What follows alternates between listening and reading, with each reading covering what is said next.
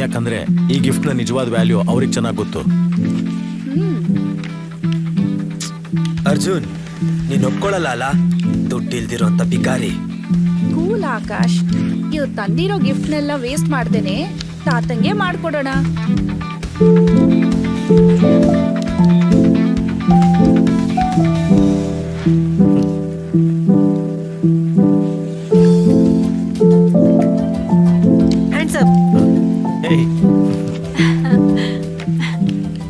ನಮ್ಮಪ್ಪ ನಮ್ಮಮ್ಮ ಯಾವಾಗ್ಲೂ ಹೇಳೋ ಯೂಸ್ಲೆಸ್ ಅಂಕಲ್ ನೀವೇನಾ? ಹೌದು, ಅದು ನಾನೇ. ಈ ಹುಡುಗನ್ಗೆ ನನ್ನ ಮೇಲೆ ಏನಾದರೂ ಕೋಪನಾ? ಅರ್ಜುನ್, ಸುಮ್ಮನೆ ಇರು.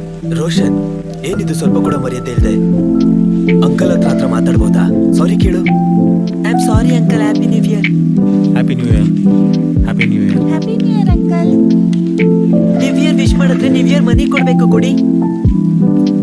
ಹೌದು, ನನ್ಗೂ ನ್ಯೂ ಇಯರ್ ಮನಿ ಬೇಕು.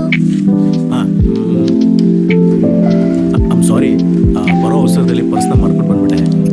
ಸಾಕು ನಿಲ್ಸು ಅರ್ಜುನ್, ನಿನ್ನ ಹತ್ರ ಕಾಸಿಲ್ಲ ಅನ್ನೋದನ್ನ ಒಪ್ಕೋ. ಸುಮ್ನೆ ನಾಟಕ ಮಾಡ್ಬೇಡ. ನನಗೆ ನ್ಯೂ ಇಯರ್ ಮನಿ ಕೊಡೋದಕ್ಕೂ ನಿಮ್ ಕೈಲಿ ಆಗ್ಲಿಲ್ಲ. ನಿಮ್ ಹತ್ರ ಕಾಸೇ ಇಲ್ಲ. ಆಂಟಿ ನಿಮ್ಮನ್ನ ಹೇಗ್ ಲವ್ ಮಾಡಿದ್ರು?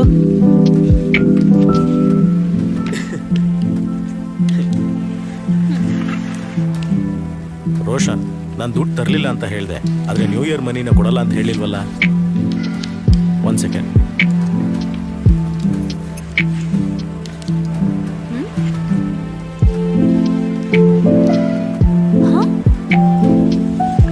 $20 lakhs ವಿನ್ ಬ್ಯಾಂಕ್ ಕೊಟ್ಟು ಕಾಸು